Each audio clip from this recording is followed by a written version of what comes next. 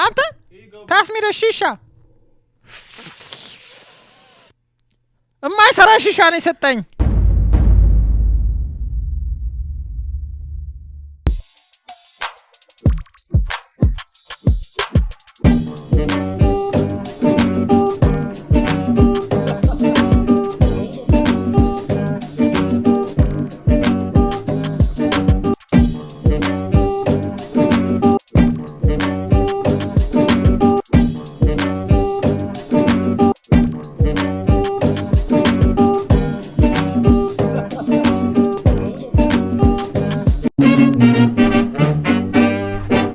Welcome, guys, to another episode of JebenaTalk.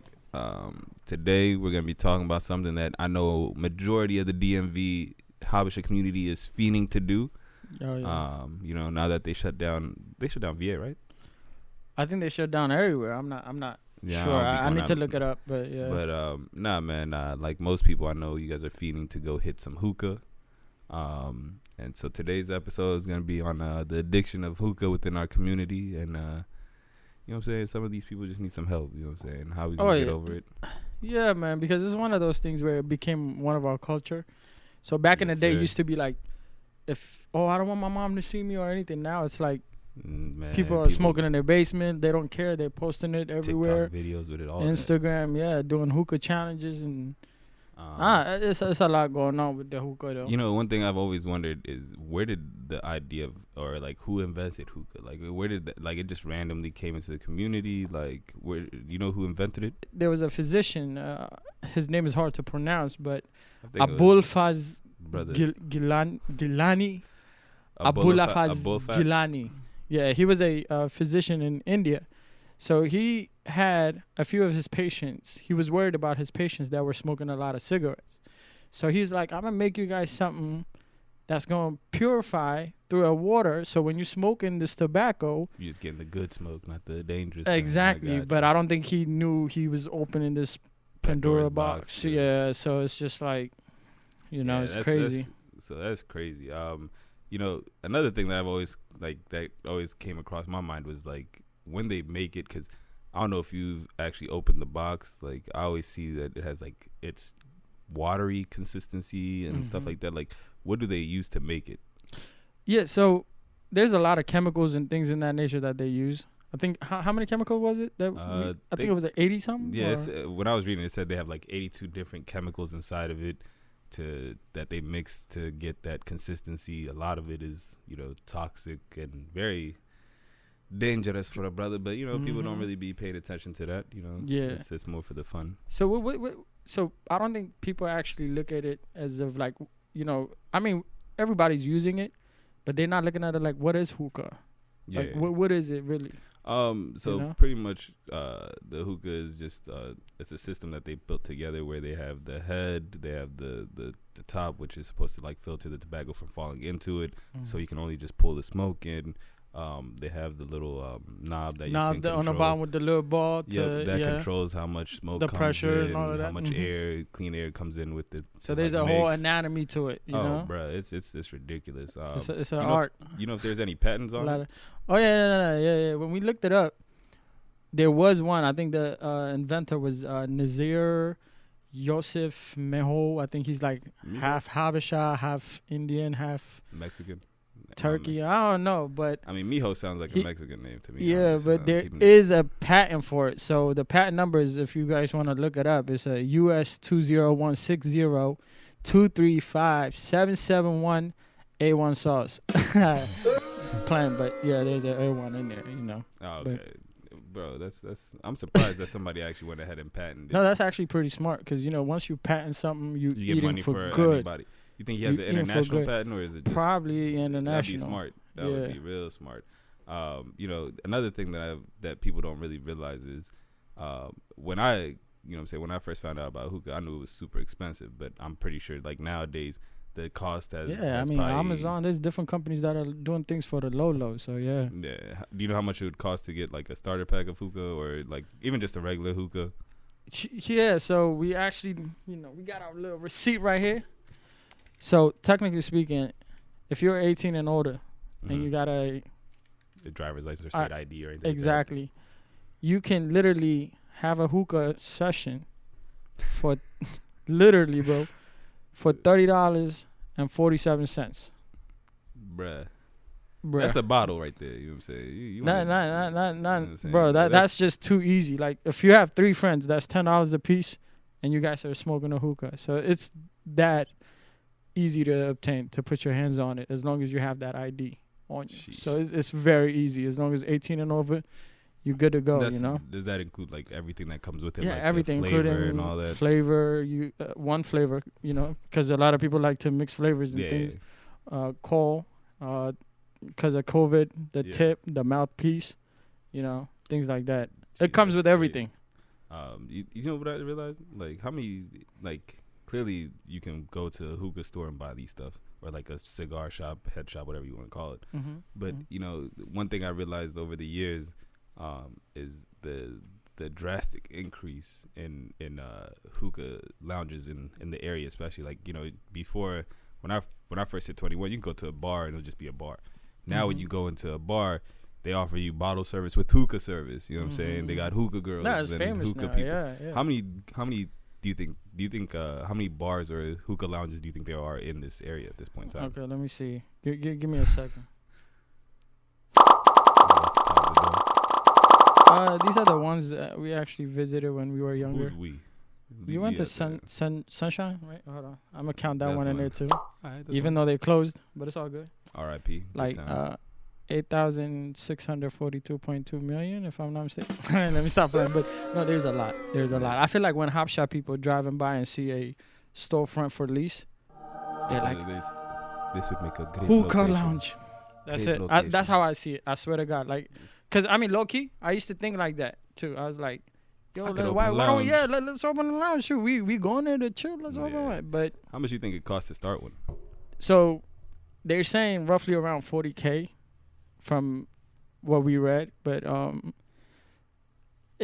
there's a lot of variables that goes into it. Like there's permit, all of that. So it depends. It's not the same to start one in DC as it is to start one in plus they still have like liquor license too. But I don't think this 40,000 to start the hookah lounge, only hookah lounge. Hookah, that's not bad though. But you know, majority of the hookah lounges make their money off of the method. So you know, but the thing to me is just like one thing I never understood was just like hookah. I understand is something you do when you chill with your like friends, but why has hookah been such a big thing to do now? Why does everybody smoke hookah so much?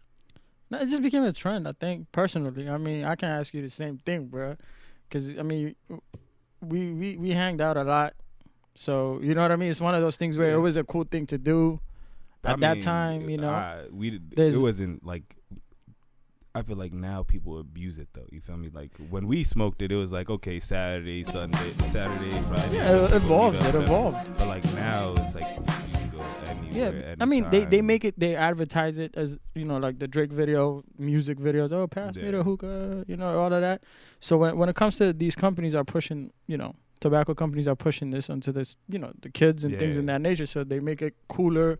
They got all these flavors that you can have. I don't even know how many flavors there are. Oh, bro, it is. I feel like people be, bro. this is not funny, but I feel like people consume more hookah flavor fruits than actual fruits. Yeah, you feel me? So you know, that's a sad thing. You know what I mean? Like you smoking orange mint, but you're not eating your orange. Like that's the only way you're getting your vitamin C. And you're getting a lung cancer. You know what I'm saying? Bro. Nah, but that's crazy you mentioned that, because one of the things I realized is in terms of the flavoring, you know, they definitely gear it to a specific market. To the younger generation. Like when I was doing some of the research for this episode, they're like for kids 12 to 17, like 79% of them were like they smoke it because of the flavors. They have different flavors that they like. You know what I'm saying? Bubble gum burst and like definitely like that. So they market it to the kids, Oh, for sure. No, definitely. Like that just tells you. I mean, we see it within our community, you know. Oh, for sure. So it's one of those vape things. Pens is the same kind of concept with exactly. And a lot of times people will say, you know, hookah is safer than cigarettes and go into it because of that as well, you know. But you know what's crazy? So like when it comes to like alcohol, right? And you ask somebody, oh, like what's your favorite brand, whatever. they can name it off. Jack Daniels, Hennessy, 1942, whatever. But aside from the flavor, I don't know a single manufacturer of a hookah flavor. Like not a single flavor. So there's a few of them that are really famous. Okay. So I think it was the name is funny as hell. I don't even want to say it, bro. But it's Alfakar and Starbuzz. No, seriously. No. You think it's funny, but Alfakar is a big business, bro. Okay. It's worth $2 billion and expected to grow within the next year up to 50% more. So it's gonna be worth at least $3 to $4 billion within the next 2-3 years. You know what I mean? But I'm like, man, how you gonna come up with that kind of name though? You know what I mean? You building, hey, Habibi. Oh, what do you wanna call our shisha flavor? Alfakar. The name sounds weird as hell though, man. But you know, it's very but I feel like low key they really like effing people up with these flavors because you know it got a lot of chemicals. They're not using real fruits; they're using chemicals. Yeah, you know what I mean. It's so like additives and whatnot. Additives, and then you add the coals and things like nicotine, that. All that to keep people coming the whole back for a little bit more. Mm-hmm. You know what I'm saying? That's why people out it's here. Addiction, yeah. Oh, bro, that's Definitely. why people be out here at the hookah lounge just smoking the same flavor for like 4 hours, just changing the coals. I'm like, brother, that joint is black as heck inside. It been like that, but when it come down to it, though, like, when was the first time you ever hit a hookah?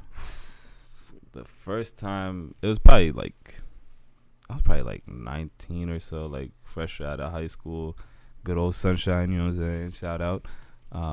Well, not even a shout out. That's the RIP at this point. They gone. Yeah. But you know what I'm saying? They used to let people come into there. They used to without ID, man. All that, brother. You know what I'm saying? So that's how they set up the younger generation. That part kind of like for sure. They used to definitely have people come into. I mean, I ain't gonna lie. When I was younger too, I try to sneak in myself. So it's also like, you know, the younger generation also trying to be like the little findata, you know what I'm saying? You're trying to be that cool guy, like, oh yeah, I went out last night.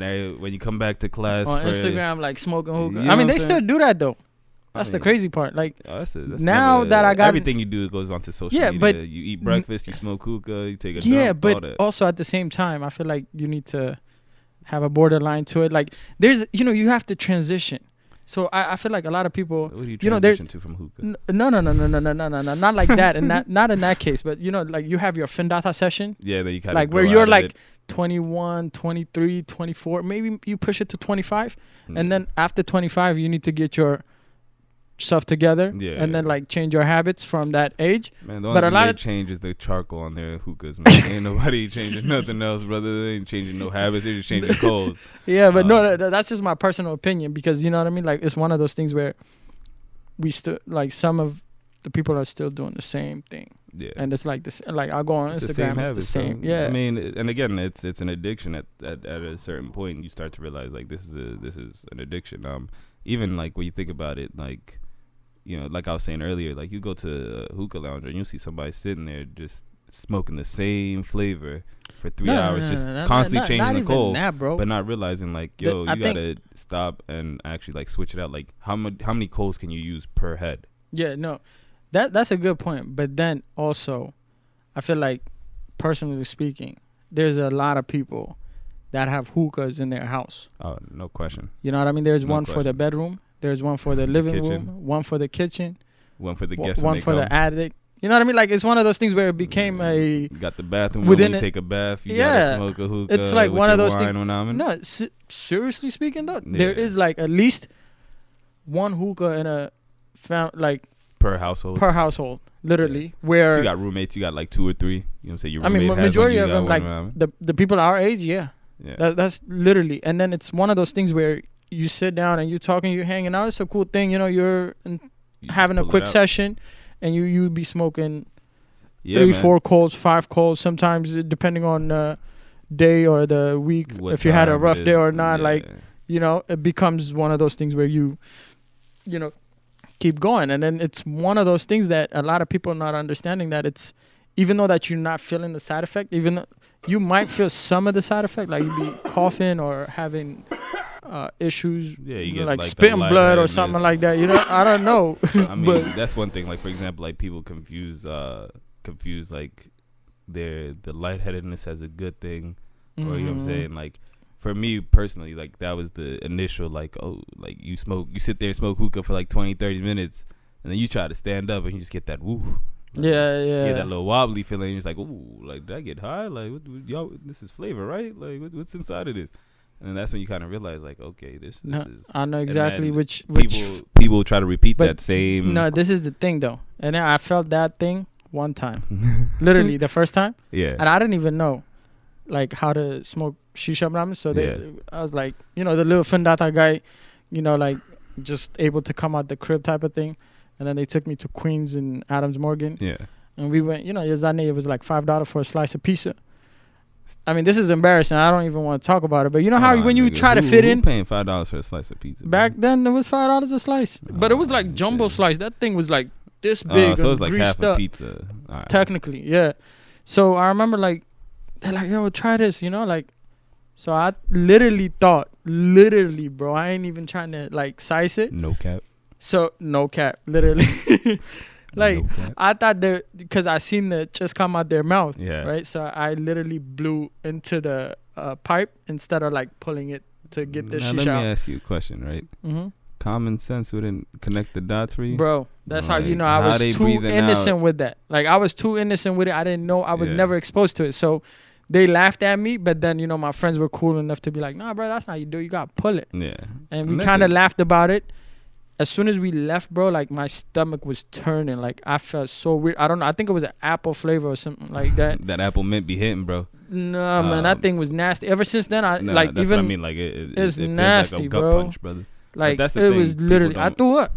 Yeah, and that's the thing that people don't realize. Like, as much as you enjoy smoking, like as fun as it is, and as a cool thing and a social thing to do, there's a lot of side effects, like what you just stated, where you get that sick to your stomach feeling sometimes, or you get to that like that tightness of your chest and stuff from smoking too long, or what I'm saying, the lightheadedness, stuff like that. The charcoal itself is carbon monoxide. You feel me? Yeah, man. So that by itself is like when you're smoking carbon monoxide. Yeah, and that's the thing. Like one thing people don't notice is like when you smoke hookah versus like a cigarette.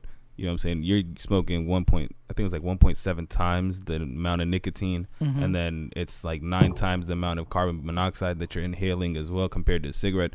So a lot of people that actually end up smoking hookah go to it because they're like, oh, I want to stop smoking cigarettes. Like I don't want to smoke jacks, but don't really realize like the smoking a cigarette, it takes like, I think it said 8 to 10 puffs, whereas smoking 30 minutes of hookah or an hour of hookah takes between 100 and 200 puffs. Wow. So you dang near smoke a pack to 2 packs of cigarettes in one sitting of hookah. I mean, for all that, brother, you might as well just sit outside and just light a jack. And just, you know what I'm saying? Yeah. And you're not getting as many different harmful chemicals as you would. So it's definitely a lot different. And then, but you know how the tobacco companies are, though. You know what I mean? They're always transitioning to the next hit. For sure. And that's the thing people realize. Like even with the whole like, people say, oh, I like that head rush you get when I smoke a cigarette or when I smoke the hookah, and they don't realize that a lot of that. Not even that part, but like they always like modify their business plans and always get into like I want electronic cigarettes. Now they have electronic shisha. You know what I mean? So they always like have you by the leash. They literally yes, sir. Pulling you.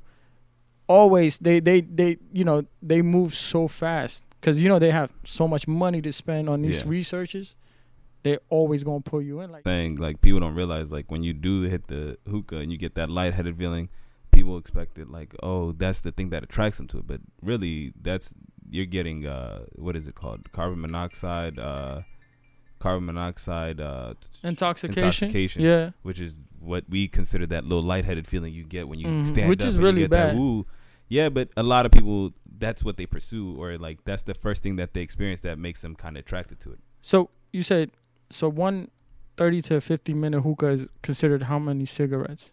It's like smoking a pack or two. So if you consider the puff rate, in order to smoke one cigarette, they said it takes like between 10 and like 20 or like 8 and 20 puffs. Mm-hmm. Whereas an hour of smoking hookah, which most of us doing about 2-3 hours of, like, let's be honest, that's between 100 and 200 puffs.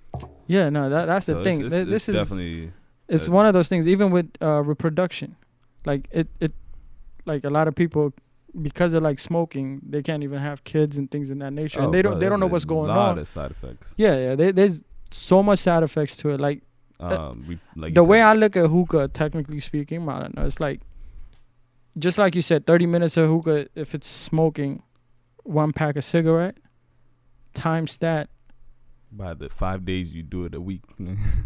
Times the amount of hookahs you smoke per day in those 5 days. Times the charcoal.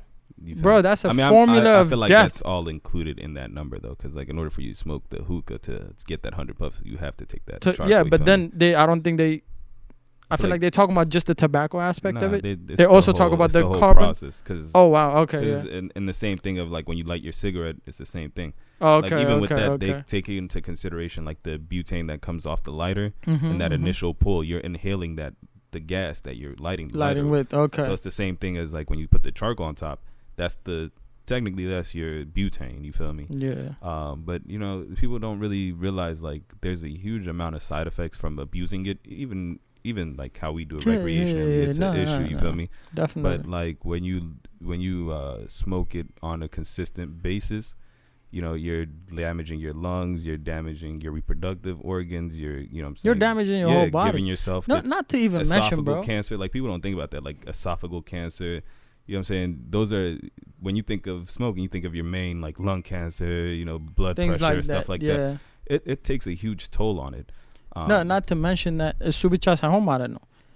there's a lot of people that smoke hookah, and cigarettes, and alcohol. So in the same building at the same time. Pretty much. Oh, bro, like I've seen it's it 3 times the. Like literally, like what more do you need? And then, not to mention, of course, the diet aspect is not there. For sure. They're not exercising. My man eating kitfo at 2:00 in the morning, smoking hookah, drinking. You know, when you add all of that, when you add bad diet, not even getting a 10-minute exercise, like at least stretch, like the least thing you can do. They said 20 minutes is the recommended amount for cardiovascular, to your cardiovascular and lung health. 20 minutes a day is the minimum that you got to do, like walking. So, if you're looking at it that way, you literally, like, you have a bad diet, you smoking hookah every day, or cigarettes and alcohol. You add all the you're not exercising. Yeah, it's just a mixture for it's untimely a death. Formula for and I don't know how people can do it to themselves, bro. So one thing that actually made me really cut back in terms of like smoking weed, smoking cigarettes, smoking even hookah. I'd still do occasionally here and there, but like the stuff that made me cut out the other two is they were saying that if you stop smoking before the age of 30, your lungs actually have the same amount of function as living your normal as somebody who didn't smoke. It's like a 90%. Yeah, the more you know what the crazy part of them, I don't know. Like if you ever look at people that are actually abusing, you can see it in their face, in their eye, like their eyes change to color, their teeth start to either come out or like you know what I'm saying? Their lips is all like black and their eyes is like all like dark and all of that. So why go through that? You feel me? For sure. I mean, again, people don't notice it, so it just happens. But like it's over time. Yeah, it's over time. For sure, like, for sure. If you've been smoking like since imagine high school Jebena, you're doing it right now. 35, like brother, you gotta let that go. You see what I mean? Like 15. It's hard to let go, but you have to at least cut it down, moderate. Try to, like if moderate it as much as possible, and definitely taking a better diet and a better workout routine, and you know what I'm saying, in the long run, you know what I'm saying, try and cut it out, especially. Oh yeah, no. And then stop smoking shisha. I'm gonna ask for him. Marci bazako imaran. Yeah, it's not good for you, bro. But it's one of those things we need to stop doing. And cut it out, bro. Like it's like people don't realize it's gonna end up, taking your life. Yes, sir. But that's this. I'm glad this episode's over, bro. Oh man, but it was a long one, man. Whew. Bro, I've been waiting to hit this.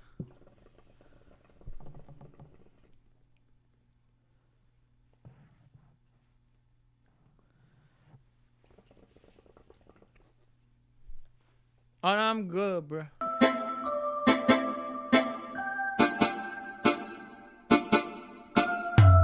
go, nigga. Shisha, bring the shisha. Pockets in that fuddy, we gon' have to teach ya. Mama, I don't want the drama. No, bring your ass here. I just saw low she got her. Hey, you gonna pass that shisha? Sama. Shisha, bring the shisha. In all honesty, yeah, this hookah section was done for the comedic aspect. In all seriousness, you know, hookah abuse is definitely not something that we recommend. Definitely. You know, I understand it is a part of the vibe nowadays, so moderation is definitely key. But you know, in the long run, definitely consider cutting out. You know, within our culture right now, it's being seen as a okay thing to do, and it's not, honestly speaking, because it's one of those things where it's literally killing you slowly. Like, you've seen the things we put out there. There's companies making real money off of your pain. Think about your parents, think about your friends, think about people that actually love you. Because what's going to happen is the chances of you consuming this every day, up to 3 calls a day, having the shisha itself in your house, just doing this thing is going to cut your lifespan dramatically. But so when it come down to it, you know, we love y'all, we love our friends. We want to see you make 50, 60, 70. We want to get all together. Kids. Yeah. So it's one of those things where we need to take it serious. I mean, you know, we make fun of it because we're trying to bring in the fun aspect so that you can actually learn something from what we have done. But it's a serious issue within the community. And we just want to say, you know, take care of yourself. Change the way you eat. Change the way you drink, whatever, alcohol, whatever. Yeah, exercise. Change your diet. Change the way you... Hullunam nagar. Because right now, it's one of those things where, you know, Hullum nagar attacks us from all sides. Everything so be careful. Yeah, definitely. If you have a hookah, I'm not against you. You know, it's one of those things, but take care of yourself. One thing I want to say, Mom, this was in a real hookah. This is all props, editing. Yeah. There was no real hookah involved.